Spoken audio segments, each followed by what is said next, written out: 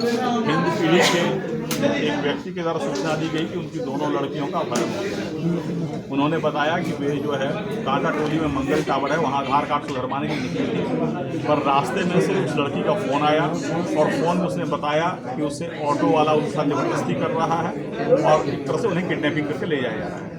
दोबारा भी जो उनका ऑडियो आया उसमें था कि वो किसी जंगल में फंसी हुई है और वहाँ से उन्हें ट्रक का लाइट दिख रहा है। इस तरह की बातें आई जो बिल्कुल अपहरण की कहानी को बता रहा था। इस बात पर जो है एक SIT CPSC के नेतृत्व में मैंने गठित किया, जिसमें कोतवाली DSP, CP DSP, हमारे तकनीकी सेल के पदाधिकारी और बहुत सारे ऑफिसर, जिसमें हिंद पीढ़ी के पदाधिकारी और अन्य थाना के पदाधिकारी शामिल थे। और पूरी टीम ने बड़ी मेहनत और लगन से रात भर जो है जंगल पहाड़ जो भी संभावित लोकेशन थे उसको सर्च किया। इस सर्च के दौरान जो भी इनपुट था उसके आधार पर किया गया, लेकिन जो निष्कर्ष है वो फलाफल हम लोग का शून्य रहा। फिर जब हम लोग जो है अनुसंधान करना शुरू किए और हमारी टीम ने काफ़ी दक्षता से CTSP के नेतृत्व में इस कांड का अनुसंधान किया, और जब अनुसंधान में बातें परत दर परत खुली तो लगा कि अपहरण की बात सही नहीं है संभवतः। उसके बाद जब हम लोगों ने इन्वेस्टिगेशन किया पता चला कि ये लड़कियां जो है जब घर से निकली हैं तो किसी ऑटो का यूज नहीं किए हैं।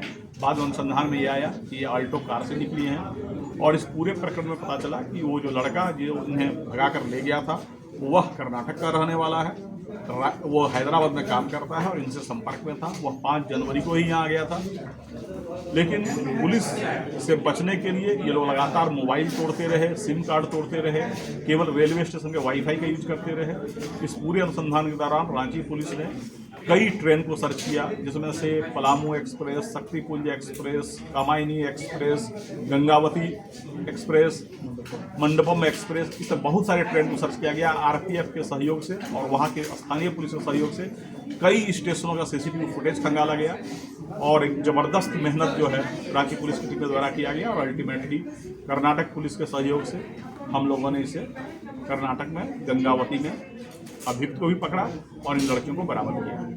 हम लोग अभी जो है इन लड़कियों से पूछताछ कर रहे हैं कि पूरा प्रकरण कैसे हुआ।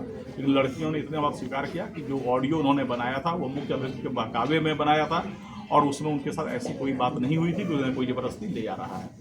हम लोग पूरे मामले की छानबीन कर रहे हैं, और कुल मिलाकर जो 5 अभियुक्त इसमें शामिल थे, जो पूरे प्लानिंग में और पुलिस से बचने में उन्होंने सहयोग किया, उन सबों को गिरफ्तार किया गया है और हम लोग आगे का अनुसंधान कर रहे हैं।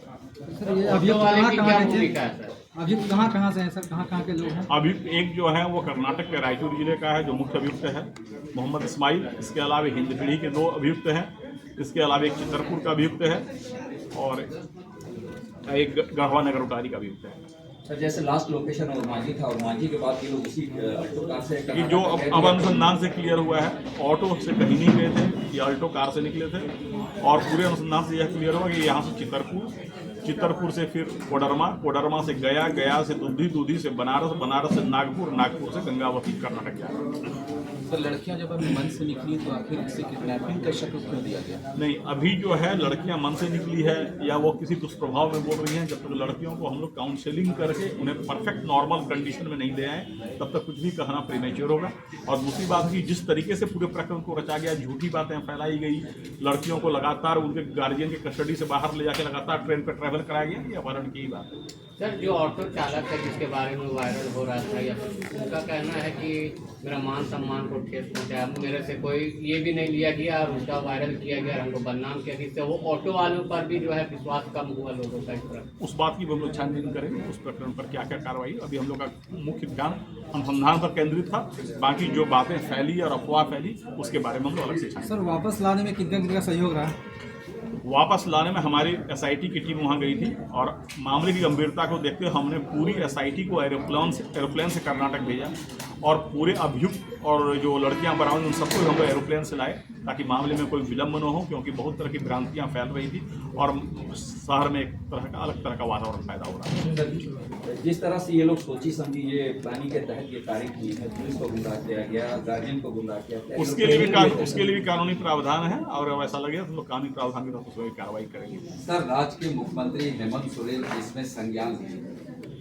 माननीय मुख्यमंत्री का शुरू से निर्देश था कि इस कांड को उच्च प्राथमिकता दी जाए, और किसी भी तरीके से सबसे पहले लड़कियों को बरामद किया जाए। और माननीय मुख्यमंत्री के निर्देश के आलोक में ही मैंने SIT का गठन किया था और SIT ने काफ़ी अच्छा काम किया।